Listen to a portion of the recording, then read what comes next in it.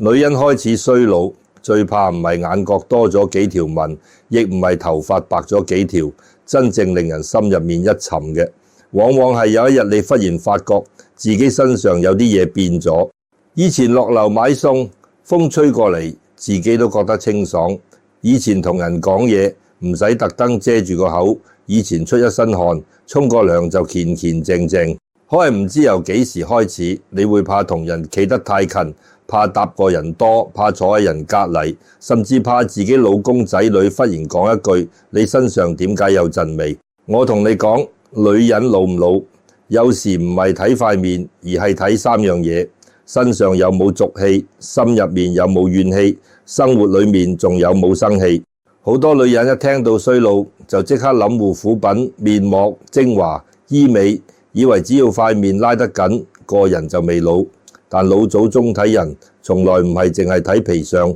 黃帝內經有句說話叫有諸內必形諸外，意思好淺白，你身體入面嘅氣血、脾胃、肝膽、心神長期點樣運行，最後一定會喺外面顯出嚟。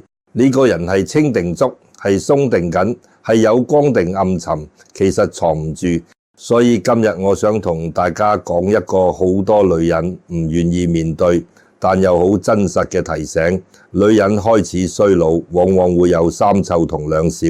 若果你一樣都冇，恭喜你，唔係話你一定得20歲，而係你嘅身體、心境、生活狀態，仲有一股年輕嘅氣。呢股氣比你買幾貴嘅胭脂水粉都珍貴。所謂三臭，第一係口氣變重。唔少女人到咗40幾、50幾，忽然發覺自己朝早起身，個口好苦好鉗，講嘢有陣味，刷完牙冇幾耐又覺得唔清爽。你唔好以為呢件事淨係牙齒問題，當然牙齦、垢牙、胃酸、口腔清潔都要理，但從國學養生角度睇，口氣重好多時同脾胃有關。脾胃一弱，運化唔好，食落去嘅嘢唔能夠清清爽爽化成氣血，反而積喺裏面。濕熱滯一多，個口就容易有俗味。尤其而家好多女人白日忙到冇時間食飯，夜晚又食得濃味甜膩凍飲，食完又夜瞓，瞓覺前仲攞住部電話一路碌一路焦慮，脾胃點會唔亂？第二臭係汗味變質。年輕時出汗有時係一種清爽味，做完運動沖個涼，成個人精神晒。但有啲女人年紀上嚟之後，唔係出汗多咁簡單，而係汗有一種悶住、酸住、焗住嘅味道。尤其喺頸後、腋下、背脊、胸口，明明冇做乜粗重嘢，都覺得身上唔乾淨。呢個時候你就要諗下，自己係咪長期坐多喐少，身體濕氣困住，情緒又困住。人嘅身體好似一間屋，窗長期唔開，空氣唔流通。就算你擺幾多香薰都冇用，濕氣一重，陽氣一弱，汗出嚟就唔清，氣味自然雜。第三臭係女人最怕講出口嗰種私密氣味，呢個唔係叫大家禁戒，亦唔係叫大家自己嚇自己。有唔舒服，有異常，有痕，有痛，有分泌物變化，當然要揾醫生，唔好拖。但除咗醫學上要注意之外，從生活角度睇，呢種味道好多時都同一個女人嘅作息、濕熱、壓力、衛生習慣、內在抵抗力有關。女人身體本來就好細膩，太累、太夜瞓、太多甜食、太多冰凍、太多壓抑，身體就會用佢自己嘅方法提醒你，你唔可以再咁樣消耗落去。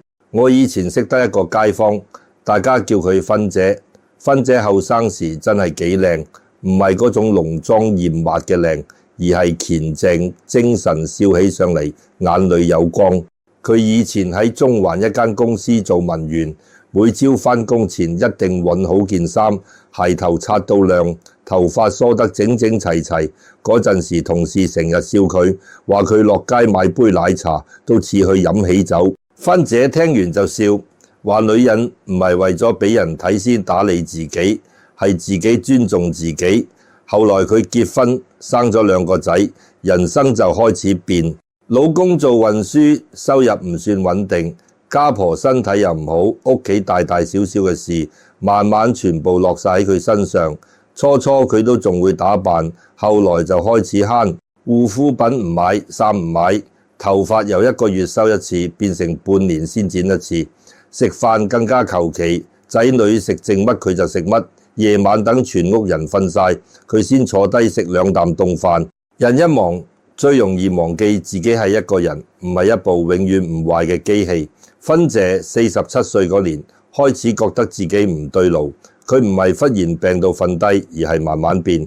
朝早起身口苦，講嘢唔敢近人。夏天出街明明只係行一段路，件衫就有陣焗味。最令佢難受係佢開始唔想同老公親近，唔係完全冇感情，而係佢自己心裏面怕。佢怕自己身上有味，怕對方嫌棄，怕一開燈見到自己鬆弛、暗沉、疲倦嘅樣，於是佢越縮越埋，越縮越唔開心。有一日，佢搭腳落樓買餸，入面有2個後生女仔。芬姐一入去，佢哋冇講嘢，只係其中一個輕輕皺咗下眉，另一個把口罩拉高少少。其實可能人哋冇惡意，可能只係芬姐自己太敏感。但就係嗰一下，好似一支針吉入佢心口。佢返到屋企，放低餸籃，坐喺廚房凳仔度喊。佢話自己嗰刻唔係為咗人哋嫌唔嫌棄而喊，而係忽然覺得原來自己已經唔知幾多年冇好好照顧過自己。你睇，女人嘅衰老有時就係咁樣嚟，唔係一夜之間塊面老咗，而係一年一年將自己擺到最後。仔女要緊，老公要緊，老人家要緊，屋企要緊，唯獨自己唔要緊。到有一日身體先出聲，佢唔會同你講大道理，佢只會俾你一陣口氣，一陣汗味，一種疾重感，提醒你嘅氣血唔夠清，你嘅脾胃唔夠順，你嘅心太弱，你嘅生活太亂。講完3奏，再講2少。第一少係胃口變少，好多女人以為胃口細係好事，覺得食少啲咪瘦啲，瘦啲咪後生啲。錯，年輕女人食少，有時係控制身形。中年女人長期食唔落，食少少就襯，見到飯都冇興趣。呢個可能係脾胃氣弱，脾胃係後天之本，氣血生化之源。你冇胃口唔代表你仙風道骨，可能係你部機器已經冇力化嘢。人冇氣血，面色點會紅潤？頭髮點會有光？眼神點會有神？講嘢點會有底氣？芬姐就係咁，佢以前好鍾意食飯，尤其鍾意飲老火湯，後來成日話唔餓，話食2啖就夠。家人以為佢想減肥，佢自己都以為係，但其實佢係攰到胃都冇力。日頭為屋企奔波，夜晚為錢銀憂，個腦未停過，個心未安過。人一長期焦慮，脾胃就好似被一隻手揸住，想開都開唔到。第2少係氣量變少，呢個比胃口變少更可怕。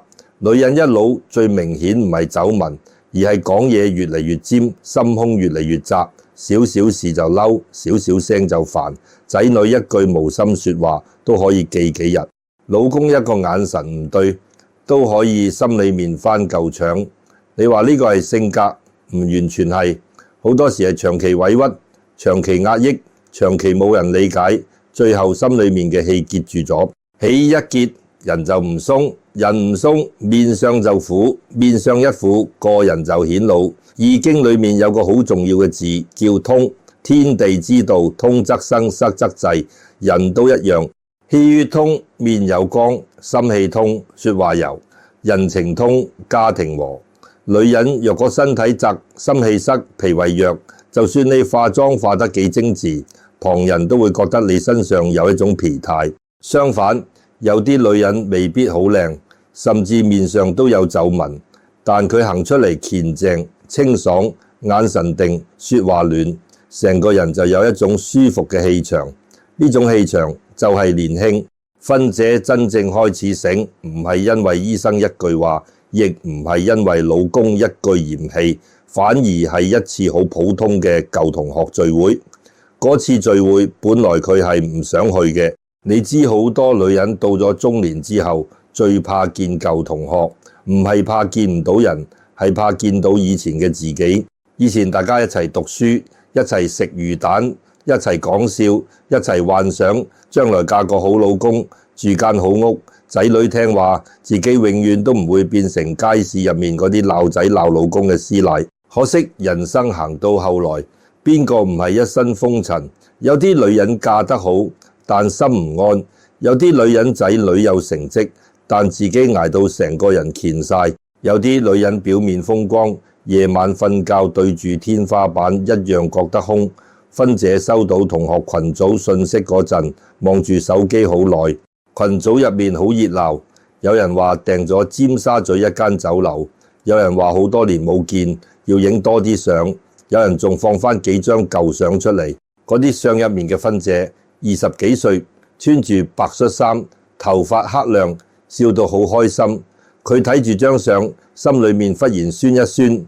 佢唔係妒忌以前嘅自己靚，佢係覺得點解嗰個眼裏有光嘅女人會一步一步變到今日咁怕見人。佢本來打算揾藉口唔去，話屋企有事，話身體唔舒服，話要照顧孫，總之成年人要逃避一場聚會，永遠都有理由。但同學裏面有個叫阿玲嘅女人私下打電話俾佢。阿玲同芬姐以前坐隔離位，感情唔算日日聯絡，但有一份舊時代嘅情誼。阿玲喺電話入面同佢講，咁多年啦，出嚟食餐飯啫，唔使打扮到好隆重，見翻大家開心下。芬姐聽完，嘴上話再睇下，心裏面其實更加慌。佢打開衣櫃，先發覺自己已經冇幾多件似樣嘅衫，好多衫係街市買餸順手買翻嚟，寬寬鬆鬆洗到變形。有啲係10年前嘅款，着上身唔係唔得，但就係有一種我已經唔再理自己嘅味道。佢拎起一件深色衫，諗住遮住身形，又拎起一條圍巾，諗住遮住頸紋。最後佢喺鏡前企咗好耐，越望越唔順眼，越望越覺得自己陌生。最難受係乜？唔係老，係你自己都唔想親近自己。聚會嗰日，芬姐提早2個鐘起身準備，佢刷咗2次牙，含咗漱口水，又噴咗香水。香水係好多年前仔女送嘅母親節禮物，佢平時捨不得用，嗰日噴得重咗少少。佢以為咁樣就可以遮住自己心裏面嗰份唔安，點知人越驚越容易出汗，越想遮越覺得唔自在。佢坐地鐵過海，一路都唔敢除口罩，手袋入面放住紙巾、香口膠、止汗劑，好似準備打一場仗。到咗酒樓門口，佢望見幾個舊同學已經企喺度，有人肥咗，有人瘦咗，有人頭髮白咗，有人戴咗老花眼鏡。其實大家都老，冇人可以逃過時間。可係芬姐一眼就見到阿玲，阿玲都50幾，面上都有紋，眼角亦有歲月痕跡，唔係電視入面嗰種不老女神。但奇怪在佢企喺人群中好舒服，佢冇穿得好火脹，只係一件乾淨淺色上衣，一條合身長褲，頭髮收得整齊，講嘢慢慢地，笑起上嚟有種清清爽爽嘅氣。芬姐同佢一靠近，就聞到阿玲身上唔係香水味，而係一種恬靜味。呢種味好難形容，唔係花香，唔係粉味，係好似洗乾淨嘅衫曬過太陽之後嗰種味，令人覺得安定。阿玲拖住芬姐隻手，話：咁多年冇見，你點啊？芬姐未答，個心已經有啲震，因為佢忽然發覺，原來同齡女人之間嘅距離唔係差在一塊面，而係差在一口氣。嗰餐飯，大家講返好多舊事，有人講仔女讀書，有人講退休，有人講身體，有人講老公。芬姐坐喺台邊，初初好拘謹，成日怕自己一開口有口氣，講2句就飲水，食嘢又唔敢食蒜蓉，連熱湯都只係飲2啖。阿玲坐喺佢隔離，望住佢細細聲講：你係咪成日好攰？芬姐一聽，眼眶差啲紅，因為呢句說話好似有人終於睇見佢唔係肥咗、老咗、殘咗，而係攰咗。阿玲冇當眾講大道理，只係飯後同芬姐行去海旁吹風。尖沙咀海邊夜晚有風，對面中環燈火一盞一盞，好似人生行到某個年紀，遠睇仲光。近睇先知每一盞燈後面都有人捱緊。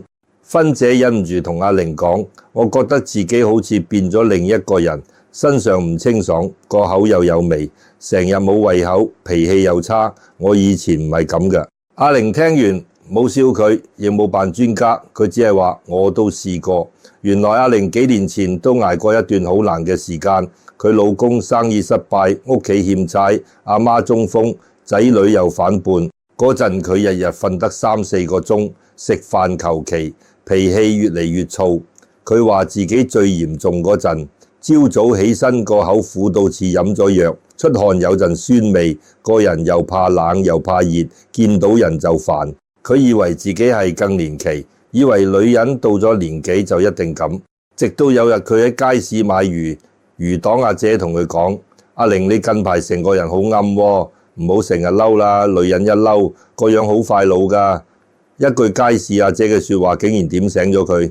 阿玲話佢嗰晚返屋企照鏡，先發覺自己對眼好惡，嘴角向下，眉心長期皺住。佢唔係唔想溫柔，而係生活太多難關，將佢磨到只剩低防備。佢開始明白身體嘅味有時係生活積出嚟，面上嘅苦有時係心裏面怨出嚟，氣量變少有時係因為太多年冇人好好接住自己，所以自己都唔識接住自己。老祖宗講相由心生，唔係迷信咁簡單。相唔單止係五官，仲包括你嘅神態、氣息、聲音、步伐、眼神。你心入面長期委屈，眉頭自然鎖；你身體長期濕滯，氣味自然雜；你脾胃長期虛弱，面色自然暗；你成日講怨話，口角自然帶苦。呢啲全部都係相。易經講窮則變，變則通，通則久。人行到一個困局，唔可以硬撐到底。硬撐唔叫堅強，懂得變先叫智慧。女人到中年最需要嘅唔係同歲月鬥氣，而係學識調整。以前你可以3日唔瞓都冇事，而家唔得。以前你可以食凍飲甜品宵夜，第二朝照樣精神，而家唔得。以前你可以心裏面有氣就吞落去，吞完扮冇事，而家吞得太多，身體會替你爆出嚟。阿玲就係由嗰陣開始改，佢冇做咩驚天動地嘅事，冇一夜暴瘦，冇買成櫃補品，亦冇突然變成富太太。佢只係由最細嘅地方開始，朝早起身先飲幾啖暖水，每晚盡量早半個鐘瞓，食飯唔再食仔女剩飯，而係好好俾自己剩一碗熱飯，衫汗濕咗就換，唔再覺得忍一忍慳水慳電就算。每日落樓行20分鐘，唔係為減肥，係為俾身體嘅氣流翻起嚟。更重要係佢開始少講怨話。佢話以前一開口就數老公、數仔女、數命苦，數到最後自己都覺得自己成個人苦。後來佢學識有啲說話唔係唔講，而係唔好日日講。有啲委屈唔係冇發生，而係唔好將佢變成自己唯一嘅身份。佢每日問自己一句：今日我有冇做一件事係真真正正為自己好？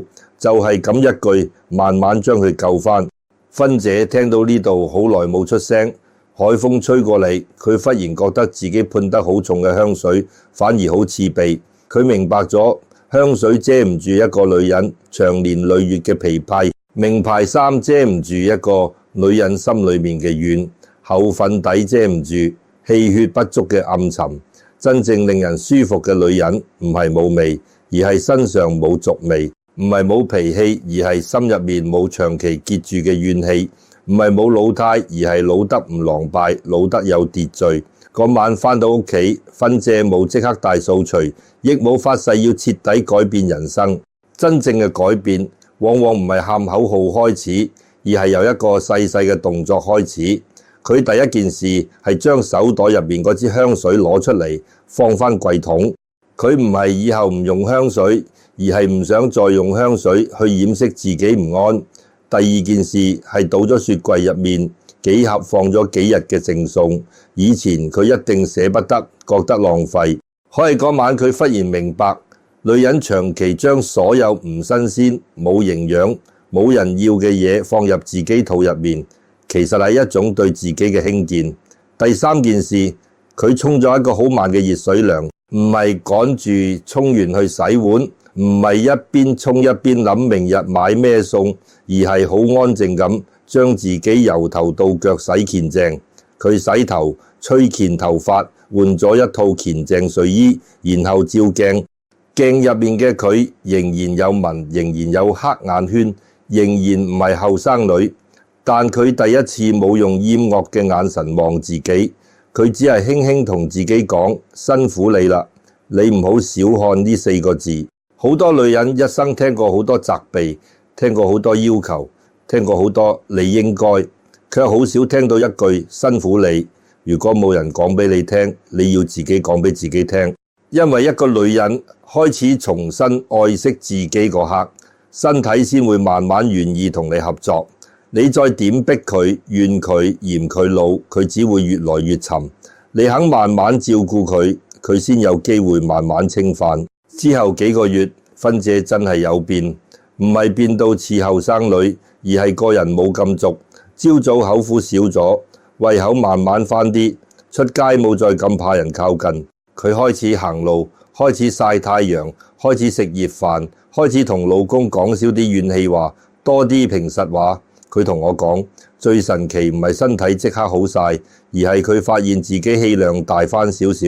以前仔女講句唔啱聽，佢即刻爆，而家佢會停一停，飲啖水，唔再急住將火噴出去。呢個就係通嘅力量。氣血通，身體味道會變；心氣通，說話味道都會變。人講嘢其實都有味，有人一開口就酸，有人一開口就苦，有人一開口就火藥味，有人一開口就令人安定。女人真正嘅年輕唔只係皮膚緊緻，而係你講嘢仲有柔氣，做人仲有清氣，遇事仲有轉圜之氣。芬姐後來明白，女人要留住年輕，唔係同歲月鬥狠，亦唔係日日對住鏡將每一條紋都當仇人。人會老，花會謝，月會缺，4時有春夏秋冬，人生亦有生長收藏。呢個係天道。真正有智慧嘅女人，唔係死死揸住20歲嘅樣，而係到咗40、50、60歲，仍然知道點樣養住自己一口清氣，點樣守住自己一份體面，點樣唔俾生活將自己變成一個又怨又俗又乾枯嘅人。女人身上最貴嘅唔係香水味，而係恬靜氣；唔係胭脂色，而係氣血色；唔係講嘢幾叻，而係一開口令人舒服。好多女人後生時靠樣貌吸引人，中年之後就要靠氣場留住人。氣場呢樣嘢聽落好玄，其實好實在。你有冇好好瞓覺？有冇好好食飯？有冇日日喐動？有冇少啲怨氣？有冇將身體照顧恬靜？人一望一聞一聽，其實都感覺得到。易經講陰陽消長，陽氣足人就有精神，陰液足人就柔潤。女人過咗某個年紀，最怕就係一邊陽氣唔夠，一邊心火又旺，身體虛但脾氣大，氣血少但心事多，胃口細但怨氣重。咁樣落去，唔單止人顯老，連福氣都會被自己嘅疾氣擋住。你諗下，一間屋如果長年唔通風，窗簾唔拉開，雜物堆滿，味道焗住，就算入面放幾貴嘅花，都唔會香得自然。人都一樣，唔通點會清？唔清點會有光？佛家講身口意三業，身係你點樣對待自己嘅身體，口係你講出嚟嘅說話，意係你心入面日日轉緊嘅念頭。一個女人如果身體長期被忽略，口裏面成日怨，心裏面成日苦，慢慢就會變成一種內在嘅消耗。你唔好以為人老只係皮膚老，真正可怕係心念老。心一老，人就唔想打理自己，人一唔打理自己，身體就更加沉，身體一沉，脾氣就更加差。呢個循環一開始，如果唔醒，會越轉越深。所以三湊兩少，其實唔係咒女人，係提醒女人要返嚟照顧自己。口氣重，提醒你脾胃要理；汗味走，提醒你濕氣要散；私密氣味明顯，提醒你生活作息同身體狀態要留神；胃口變少，提醒你氣血來源弱咗，氣量變少，提醒你心入面塞住太多委屈同怨氣。身體從來唔會無端端同你作對，佢好多時係你人生最誠實嘅朋友。你唔聽佢細聲提醒，佢就要用更大聲嘅方式叫醒你。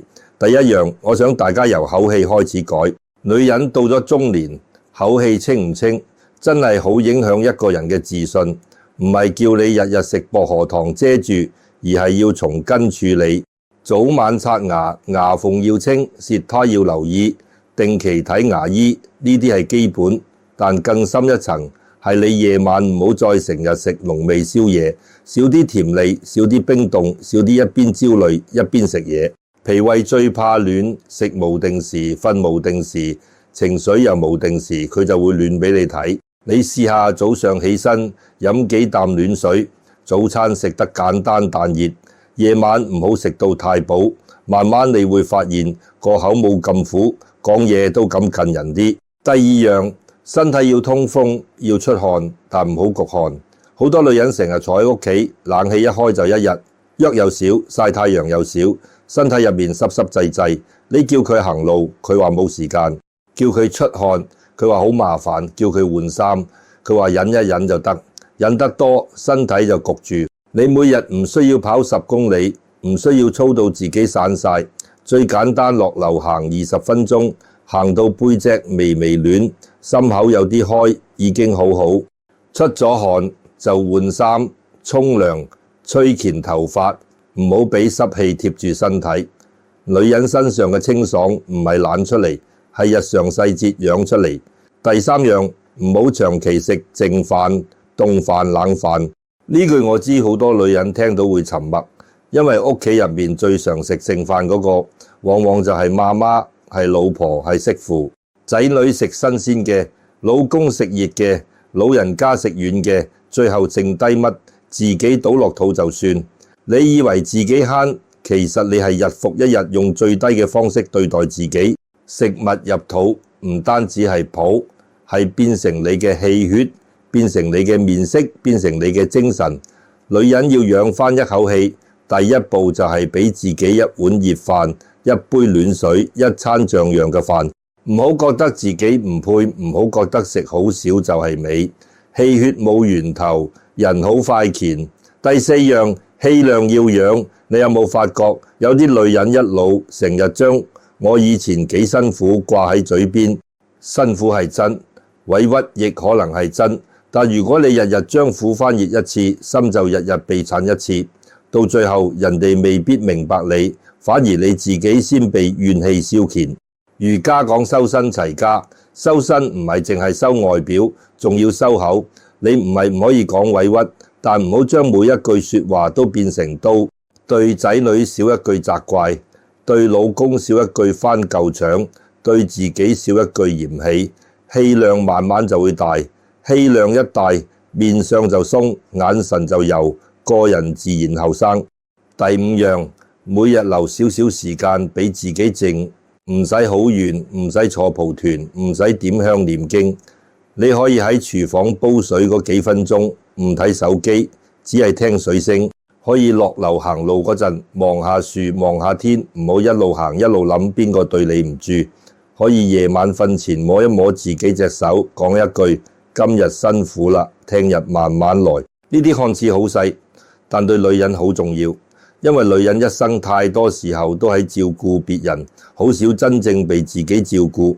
我見過好多女人到咗50歲之後，忽然變得好苦，唔係因為佢哋命差，而係佢哋一直等人來珍惜自己，等老公明白，等仔女感恩，等家人主動關心，等到最後等唔到就開始怨。可係人生有時好現實，你若果連自己都唔珍惜自己，別人好容易以為你真係唔需要。你日日食剩飯，人哋就以為你中意食剩飯。你日日話自己冇所謂，人哋就真係當你冇所謂。你日日捱到病都唔出聲，人哋就以為你永遠撐得住。所以女人到中年一定要學識溫柔而堅定咁照顧自己，唔係自私，係自重。你可以愛屋企，但唔好忘記你都係屋企嘅一份子。你可以照顧仔女，但唔好將自己消耗到只剩低怨氣。你可以慳錢，但唔好慳到自己身體壞晒。你可以忍一時，但唔好一世都吞晒落肚。真正家和唔係一個女人無限黐生換返嚟，而係每個人都明白，媽媽、太太、女人都需要被尊重、被照顧、被好好安放。芬姐後來同我講，佢最明顯嘅改變唔係人瘦咗幾多，亦唔係皮膚白咗幾多，而係佢終於唔再怕同人靠近。以前搭果，佢總係縮埋角落，而家佢企得自然。以前同人講嘢，佢成日用手掩住個口，而家佢會先笑一笑。以前老公行近少少，佢心裏面就緊，而家佢冇再咁抗拒。唔係因為佢忽然回到20歲，而係佢身上嗰種窒心理嗰種怨慢慢少咗。你話呢個係咪返老還童？唔係，呢個叫返青。女人到咗某個年紀，返青比返亂更重要。亂係歲月俾年輕人嘅禮物，青係一個女人自己收出嚟嘅福氣。你身上青，屋企氣場都會清。你講嘢柔，家人心火都會降。你氣量大，很多小事就唔會變成大災。老祖宗講，家有人妻，夫不遭橫禍。呢句唔係叫女人受苦受難，而係講一個女人若果心正氣順，真係可以穩住一個家。但前提係佢自己唔可以先倒下。女人開始衰老嘅三臭兩小，講到底就係一個濁字，口濁、汗惡、身弱、胃氣弱、心量窄。若果你一樣都冇，真係要恭喜你，因為你唔單止保養得好，更重要係你嘅身心仲有秩序。若果你有一兩樣，都唔使驚，唔使收閪，亦唔使即刻覺得自己冇救。人只要肯醒，幾時都唔算遲。怕就怕你明明聽到身體提醒，仲話算啦；明明知道自己太攰，仲話頂住先；明明心裏面怨到滿籠，仲話女人都係咁。唔係，女人唔應該都係咁。女人可以老，但唔應該老到冇光；可以辛苦，但唔應該辛苦到冇自己；可以為家庭付出，但唔應該付出到身上只剩低俗氣同怨氣。真正嘅福相唔係面上冇紋，而係眼神有善。真正嘅年輕唔係皮膚緊，而係氣息清。真正嘅美唔係令人驚豔一秒，而係令人靠近之後覺得舒服。所以由今日開始，唔好再一味嫌自己老。你要問自己，我有冇每日俾自己一杯暖水？有冇好好清潔口腔？有冇少啲熬夜？有冇食一餐熱飯？有冇行一段路出一身微汗？有冇少一句怨話，多一句柔和？有冇喺照鏡嗰陣唔再用仇人嘅眼神望自己？你每做到一樣，都係幫自己翻清一分，清一分，福氣就近一分，鬆一分，人緣就好一分，暖一分，家運就順一分。聽我講到呢度，如果你覺得我呢番讀書人嘅老生常談對你心境有少少啟發，又或者你唔想呢啲老祖宗嘅養生同修心智慧喺我哋呢代人手上慢慢失傳，請你動動手指幫忙點個讚，訂閱呢個頻道，甚至轉發俾你身邊最關心嗰位女人。你一個小小嘅分享，喺佛家來講就係隨喜功德，將福報同善念傳開去。今日聽完，如果你都想提醒自己，由今日開始唔再嫌棄自己，唔再遺忘自己，不妨喺留言區留低養回清氣呢4個字。呢4個字唔係口號，係一份願心。願每一位女人無論幾多歲都可以身上乾淨，心理清明，說話有溫度，眼神有光。等我哋喺留言區一齊善念共振，亦當係送俾自己未來人生嘅一份祝福。祝福大家。